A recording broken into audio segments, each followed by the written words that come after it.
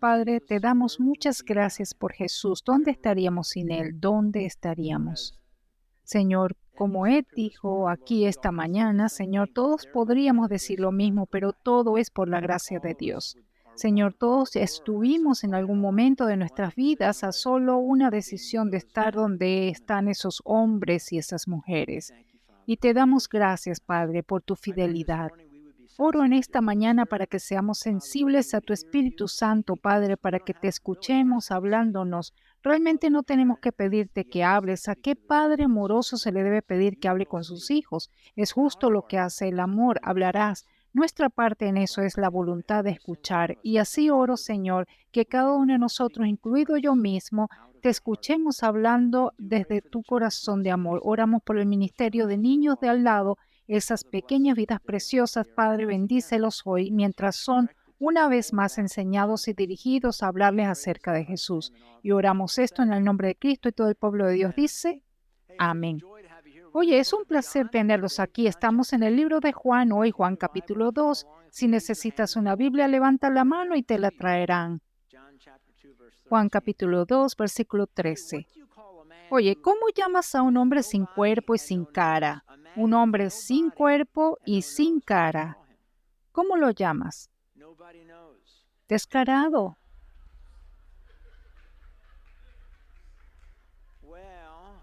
Bueno, a diferencia de los gnósticos herejes, quienes en las cartas de Pablo dirían que Jesús nunca tuvo un cuerpo real, en la lección de hoy sabemos que Jesús sí tenía un cuerpo, él tenía una cara, y en esta historia de hoy señala que hay algunas ratas en la casa del Señor que necesitan ser expulsadas del pueblo.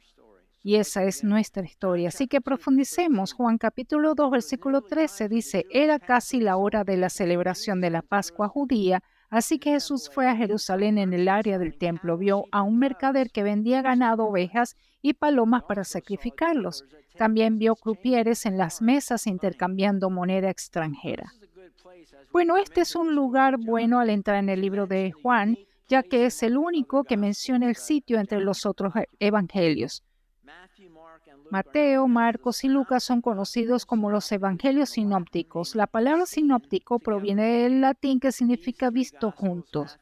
Estos tres evangelios, Mateo, Marcos y Lucas, en muchos sentidos se reflejan entre sí en una sorprendente cantidad de versículos. Para aclarar el punto, el Evangelio de Marcos tiene 661 versículos. El Evangelio de Mateo comparte alrededor del 90% de esos mismos versículos y mismos pensamientos. El Evangelio de Lucas es aproximadamente de 65% paralelo a Marcos y Juan destaca solo alrededor del 10% de su contenido. Además, los evangelios sinópticos se centran en la escritura sobre el ministerio de Jesús realizado en la región de Galilea, en el norte, en la zona del mar de Galilea, Capernaum, Nazaret, donde nació, donde se crió.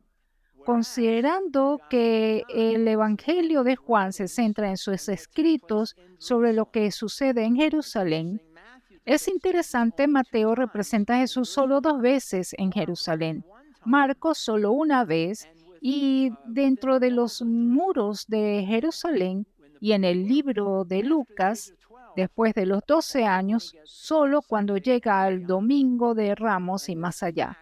Y este hecho tiene una aplicación directa en nuestra historia de hoy, porque Mateo, Marcos y Lucas solo mencionaron a Jesús viajando a Jerusalén una vez para una fiesta de Pascua. Sin embargo, Juan registra a Jesús asistiendo a tres Pascuas diferentes en Jerusalén durante los 3 años de ministerio de Jesús, los tres. Y además de esto, Juan registra tres fiestas adicionales a las que asiste Jesús. Estos están registrados para nosotros en Juan capítulo 5 y una fiesta sin nombre, en Juan capítulo 7 la fiesta de los tabernáculos y en Juan capítulo 10 la fiesta de la dedicación. Entonces en Juan esta es la primera visita registrada de Jesús a Jerusalén en el año 1 de sus 3 años de ministerio. Y es para la Pascua, la celebración de la liberación de los hijos de Israel de Egipto por parte de Dios al poner la sangre en el dintel de sus hogares, y el ángel de la muerte pasó por encima de aquella casa. Esa es la celebración y Jesús hace una gran entrada en este día. Versículo 13 dice: se acercaba la fecha de la celebración de la Pascua judía, así que Jesús fue a Jerusalén. Vio que en la zona del templo había unos comerciantes que vendían ganado, ovejas y palomas para los sacrificios. Vio a otros que estaban en sus mesas cambiando dinero extranjero. Jesús se hizo un látigo con unas cuerdas y expulsó a todos del templo. Echó las ovejas y el ganado, arrojó por el suelo las monedas de los cambistas y les volteó las mesas. Luego se dirigió a los que vendían palomas y les dijo: saquen todas estas cosas de aquí. Dejen de convertir la casa de mi padre en un mercado. Ahora, el trasfondo de esto es el templo de Herodes. Era conocido como el templo de Herodes porque Herodes el Grande lo construyó. Herodes fue el rey cliente romano de Palestina y gobernó desde alrededor del 36 o 37 a.C. hasta el 4 después de Cristo, un periodo de unos 40 años. Fue un gran constructor. Y en el año 20 a.C., Herodes anuncia que el segundo templo es el templo de Zerubabel, que era un templo muy modesto comparado con el templo de Salomón. El segundo templo fue el templo de Zerubabel. Iba a derribarlo y a reemplazarlo y dar a los judíos un nuevo templo absolutamente magnífico. Los sacerdotes judíos eran tan escépticos de la promesa de Herodes que exigieron que Herodes primero extrajera toda la piedra necesaria para el proyecto antes de que le permitieran derribar el antiguo templo. Eso es bastante sabio.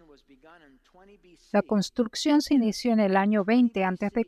y se completó solo unos años antes de que fuera destruido en el 70 después de Cristo. 90 años para terminar un edificio, 90 años. Suena como un proyecto de trabajo de Pensilvania. Tal vez un poco. No debería haber dicho eso, no es cierto. 90 años. Y esta escena en el capítulo 2 de hoy habría tenido lugar en la corte de los gentiles. Pueden ver que las áreas grandes se conocían como la corte de los gentiles, llamada así porque esta era la única área donde los no judíos podían ir al área del templo. Ahora, la siguiente imagen es el muro que rodeaba el templo. Este muro impedía que los no judíos avanzaran más. Y en esa pared había una señal, y esta es la señal. Este era el letrero real en piedra y dice: ningún extranjero, ningún no judío puede entrar dentro del muro de la puerta alrededor del santuario y recinto. Cualquiera que sea sorprendido será culpado de la muerte que sobrevendrá. Entonces, si el no judío entraba dentro de ese muro, podía ser asesinado. Y en el templo tenía un total de 5 áreas restringidas. El primero, como dijimos, era un tribunal de gentiles. Los gentiles podían llegar hasta ahí y no más. El siguiente era un patio de mujeres que se puede ver en el interior de esta zona. La mujer judía podría llegar hasta ahí, pero no más. Luego había una corte de sacerdotes acercándose al templo mismo. A los hombres judíos se les permitía ir hasta ahí, pero no podían ir más allá. Y luego está el lugar santo. ¿Puedes poner la siguiente foto? Este es el lugar santo. Los sacerdotes podían ir al lugar santo, pero no más allá. Y luego la última área restringida era el lugar santísimo. Y como muchos de ustedes saben, solo los sumos sacerdotes podían entrar a esta área una sola vez al año. Allí estaba el Arca de la Alianza. Y como nuestra escena de hoy tiene lugar, toma aquí mismo en esta área el área del pórtico que está en el lado izquierdo de la imagen. Este tipo de área era como el mercado inferior, porque aquí es donde los vendedores de animales y los cambistas instalaban su tienda en el pórtico real. Coloca la siguiente imagen. Esto les da una idea de cómo se habría visto. Aquí es donde vendían los cambistas y los animales estaban debajo de esa área del techo. La siguiente foto, de nuevo, desde adentro, mirando, aquí es donde se habrían vendido estos, donde hoy tuvo lugar la escena. Siguiente foto. Este es el muro de sur de Jerusalén en la actualidad, por lo que si pueden imaginarlo, esta área del pórtico habría estado justo encima de ese muro, de izquierda a derecha en toda la longitud. Nuevamente, una representación de lo que sería esta área del pórtico, los muros del sur en el lado izquierdo. esta descripción de cómo podría haber sido desde el interior del área del pórtico, gente vendiendo cosas, cambistas y ventas de animales. Entonces, fue en esta área donde dice en el versículo 15, Jesús hizo un látigo con unas cuerdas y los echó a todos del templo. Jesús echó fuera las ovejas y a los bueyes, imagínense corriendo. Él esparció las monedas de los cambistas por el suelo y volcó sus mesas. Entonces, antes que nada, veamos quiénes son estos cambistas. Bueno, desde la época de Moisés en adelante, todo varón judío de 20 años o más estaba obligado a pagar un impuesto anual del templo de medio ciclo judío, que era una moneda utilizada para el mantenimiento del templo. Y se ordenó que este impuesto se pagara durante la Pascua, que es cuando tiene lugar nuestra historia. Y entonces esto habría sido una gran ganancia financiera anual para el templo de cada año. ¿Cuánto era la ganancia esperada? Bueno, medio ciclo equivalía a unos 2 días de salario. Para traer eso a nuestra economía, el ingreso promedio en los Estados Unidos es de $54,000, que son $207 por día, el salario de 2 días, $414. Ahora, Josefo nos dice indirectamente que hubo más de 2,7 millones de judíos que viajaron a Jerusalén para la Pascua. Ahora, esos no eran todos hombres mayores de 20 años, así que digamos que un tercio de ellos eran hombres mayores de 20 años. Eso es 900,000 hombres multiplicado por $414 por persona del impuesto del templo. ¿Listo para escuchar? $372 millones en un día. 372 millones. Casi medio billón de dólares. Pero aquí había una trampa. La ley mosaica requería que estos visitantes pagaran el impuesto solo en la moneda judía local, que era el shekel. Y sin embargo, muchos visitantes procedían de regiones circundantes que no comerciaban con monedas judías. Entonces, en cambio, habrían comerciado desde regiones de Roma, tenían monedas romanas, fenicias, persas, sirias o egipcias. Y tenían que cambiarlas por el ciclo judío porque no aceptaban los que no eran ciclos. Y entonces estos cambistas se alinearon en el templo, todos listos para ayudarlos con su pequeño problema, por una tarifa. ¿Qué tan grande era la tarifa? Lo que acabo de descubrir es alrededor del 33%. Entonces, con el cambio de $414 a una tarifa de $140, eso es extorsión, eso es casi un tercio de la cantidad de dinero, entonces serían $100 millones para aquellos que no trajeron, sino todos traían shekels. Por eso Jesús tenía un gran problema con los cambistas, la extorsión. ¿Qué hay de los que vendían ganado, ovejas y palomas? Bueno, durante la Pascua se requería que cada familia llevara un cordero al templo, lo llevara al monte del templo, lo sacrificara, así, matarlo, y luego tomarlo de vuelta y prepararlo para su cena de Pascua. Y Josefo, el historiador judío de confianza que vivió durante los días de Jesús, dijo que un año en particular se registraron 256,000 corderos sacrificados. Una Pascua, 250,000 de corderos. Son muchos corderos. Sin embargo, muchas personas que viajaban para la Pascua recorrían una gran distancia y encontraron poco práctico llevar animales con ellos. Así que llegaron a Jerusalén con la necesidad de comprar un cordero para sacrificar una vez que llegaran. Una vez más, hubo algunos estafadores amistosos que acudieron al rescate ofreciéndoles palomas y corderos y ganado como animales de sacrificio. Y la ley mosaica permitía esta compra y venta.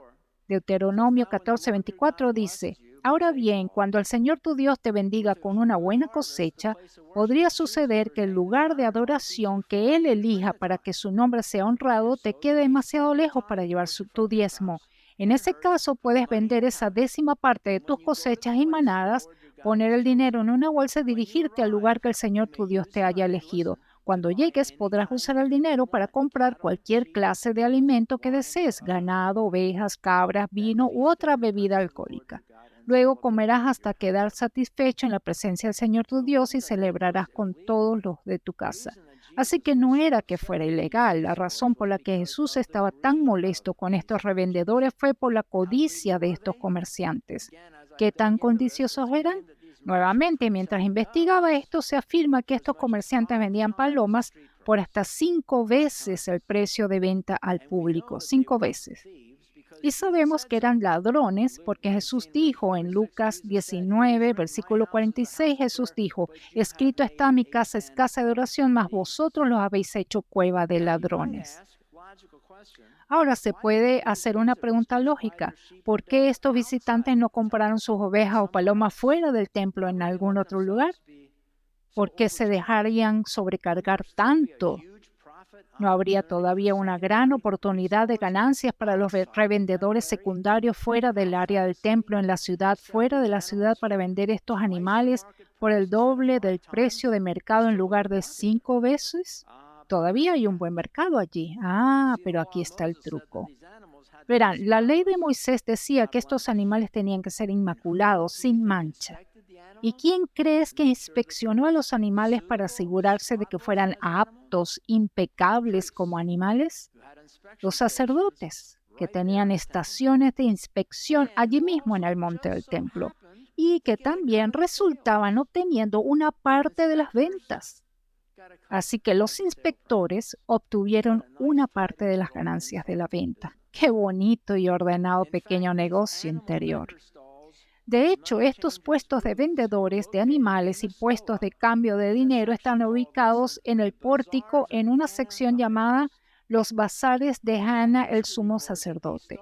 Y la historia registra que estos puestos eran propiedad privada de Hana, el sumo sacerdote.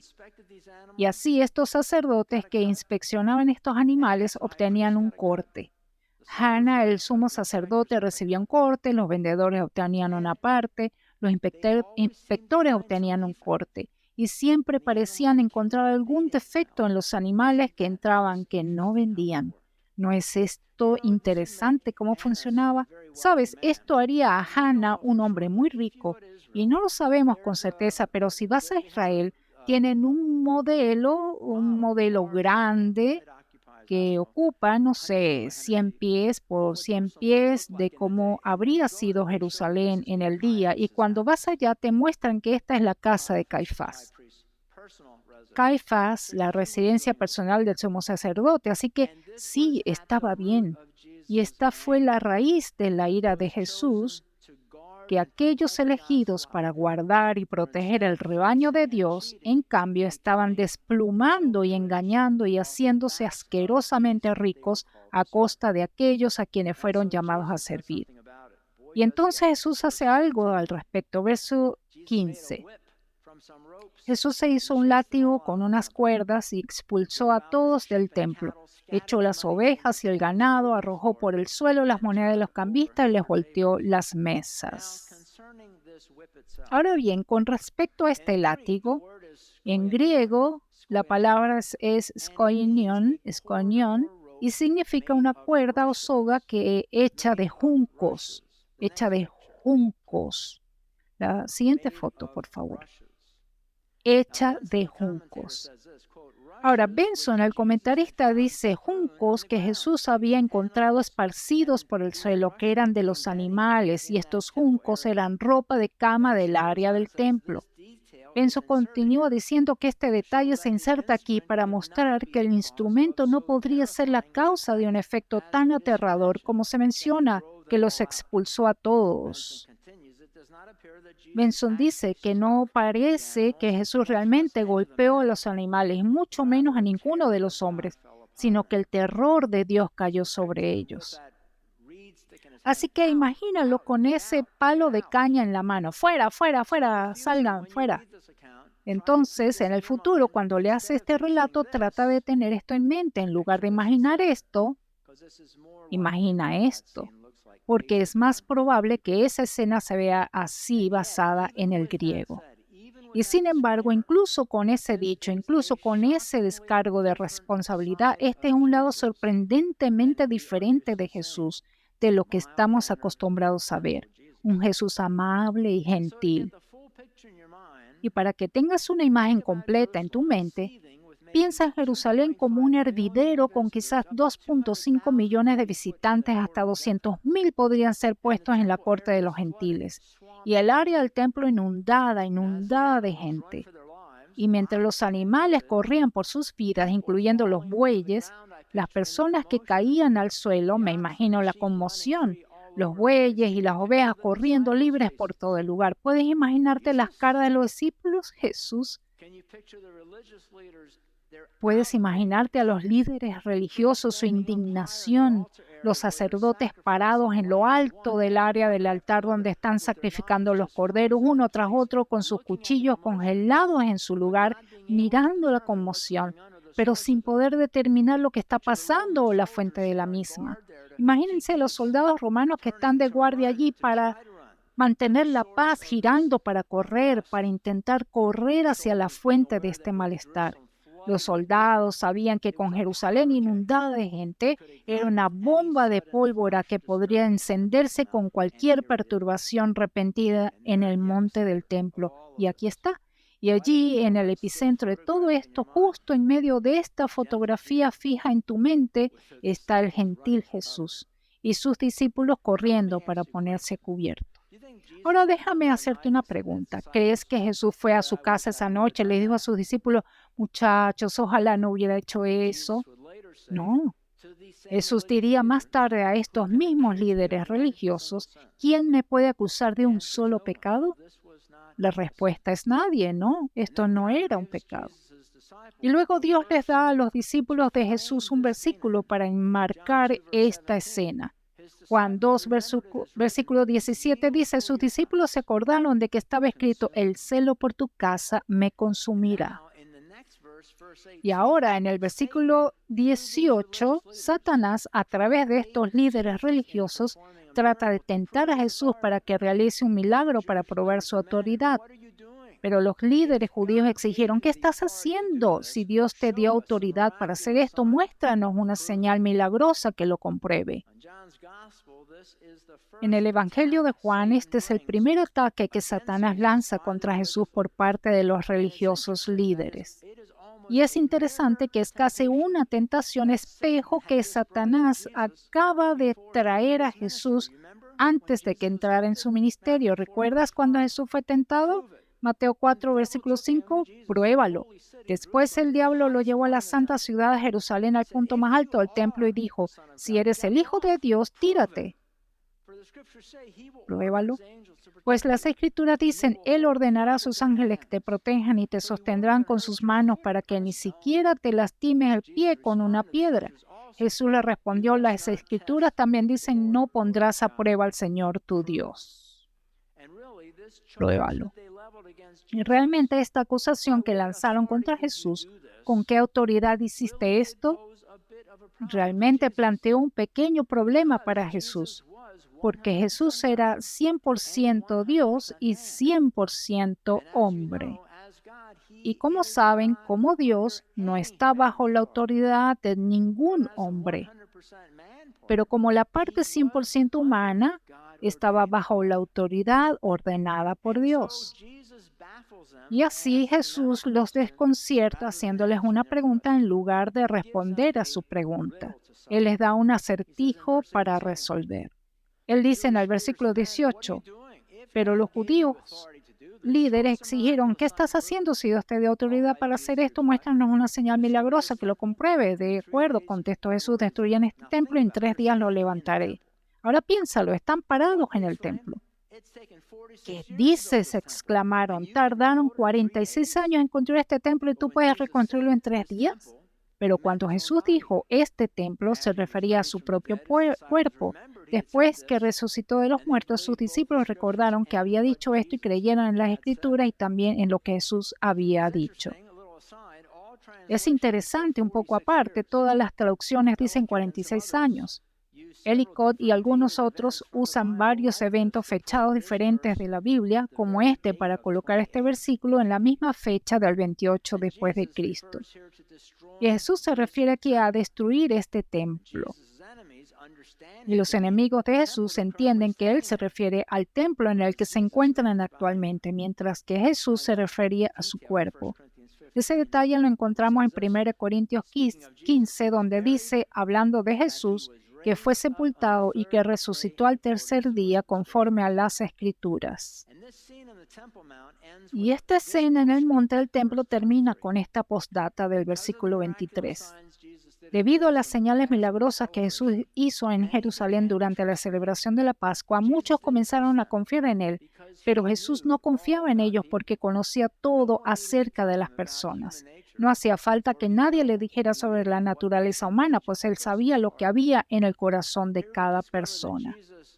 Aquí descubrimos que Jesús hizo milagros cuando asistió a esta primera Pascua, aunque no están registrados, porque dice, y cito, que muchos estaban convencidos de que lo era, que a través de ellos, a través de los milagros que le vieron hacer en esta Pascua, muchos estaban convencidos de que era el Mesías. Y sin embargo, parecía a través de esos versos, parecería como si no fuera una fe salvadora y confiada la que tenían. Parecería como si no fuera una fe salvadora. Ellicott dice, y cito, que las palabras implican que su fe dependía de la ciencia que contemplaban. Dijo que fue la respuesta impulsiva del momento que no resucitó en una convicción profunda. Y debido a que la suya no era una fe transformadora que cambiara la vida, el versículo 24 dice que Jesús no confiaba en ellos porque sabía cómo era realmente la gente. King James dice, pero Jesús no se comprometió con ellos porque conocía a todos los hombres. Ahora bien, hay una hermosa otra cara de esta verdad, de esa declaración, que Jesús conoce a todos los hombres cuando vienes a Él sinceramente, en fe, creyendo, confiando en Cristo para su salvación. Él se entregará plenamente a ustedes. Y amigos, es un compromiso que nunca, nunca romperá, nunca. Entonces, ¿cómo se explica esta lección de hoy para mí? La próxima semana vamos a estudiar sobre Nicodemo. No querrás perderte la próxima semana a este sabio líder religioso que viene a entrevistar a Jesús. Entonces, ¿cómo se aplica esto para mí?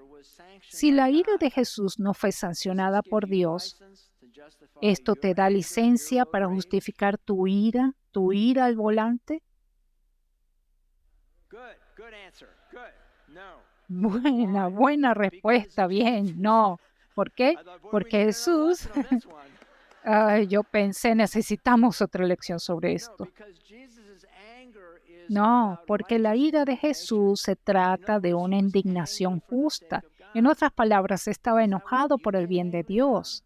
¿Es por eso que te enojas? ¿Es tu ira por causa de Dios? No, es una ira por nuestro propio bien. Déjame hacer una encuesta. ¿Cuántas personas aquí se enojan más a veces de lo que desearían? Yo levanto mis manos. Está bien. ¿Cuántos de ustedes dirían que la mayoría de las veces que se enojan es porque están enojados porque alguien ha lastimado a Dios? Vale, hay uno, vale, bien. No soy yo. Ojalá pudiera decir eso, pero no soy yo. ¿Sabes?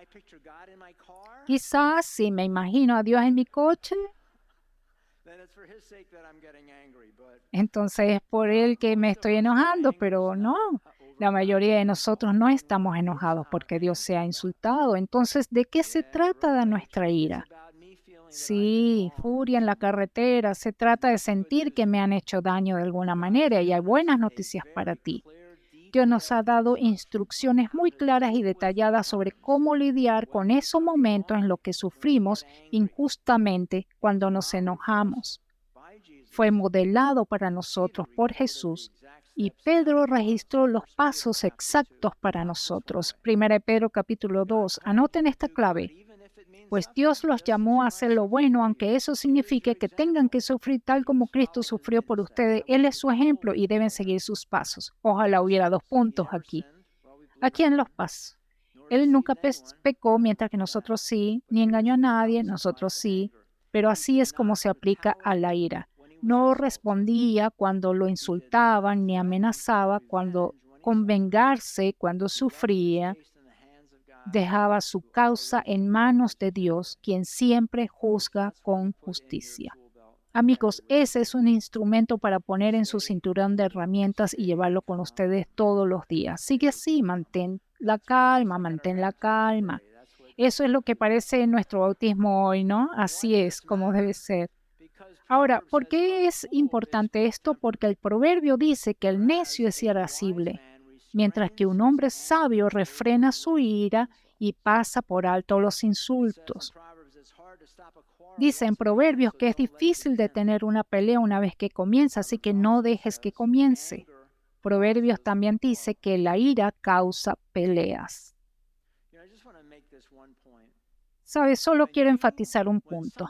Cuando algo viene hacia ti, sabes, como de la boca de tu estómago y comienza a acumularse, ¿conoces la sensación? Alguien te dice algo incorrecto en el día incorrecto, en el día equivocado, y yo siento esto en la boca de mi estómago, sientes como una cosa quiere subir. Préstale atención. Lo sentirás si eres consciente de ello. El Espíritu Santo en ese mismo momento te dará la capacidad de apartarlo del camino y ser como Cristo. La gracia es un deseo y la capacidad de hacer la voluntad de Dios. Dios te dará la gracia de sacar esa cosa del camino, pero solo dura un instante. Si no lo haces, si no aceptas esa gracia, empujas esa gracia fuera del camino y dices, ya me ocupo de esto, y no oyes esa vocecita, esa sigue siendo una voz pequeña porque el Espíritu Santo no te gritará, no te agarrará de la cabeza y te dirá, ¿qué estás haciendo? Él no hará eso. Si te pierdes ese momento cuando aparece por primera vez, se acabó, te vas a las carreras. Algo a lo que nosotros como cristianos deberíamos ser sensibles es cuando llega ese punto crítico, ese mismo instante. Sé consciente de que Dios te está dando gracia porque en ese mismo momento dirá, Tom, no tienes que hacer eso. Y digo, sí, lo hago. O puedo decir, tienes razón, tienes razón. Concluyamos en oración. Padre, te damos gracias por la palabra, te agradecemos por la forma en que Jesús nos modeló cómo debemos responder. Nunca respondió cuando lo agredieron, no se defendió, dejó su caso en manos de Dios que siempre juzga con justicia. Padre, enséñanos a dejar nuestro caso en tus manos. Si tú estás aquí esta mañana y tienes un problema de ira, hay algo por lo que estás enojado, ¿puedes permitir que esa voz se escuche esta mañana? Solo déjala escuchar. Insistir en la ira no traerá nada bueno a tu vida, no lo hará.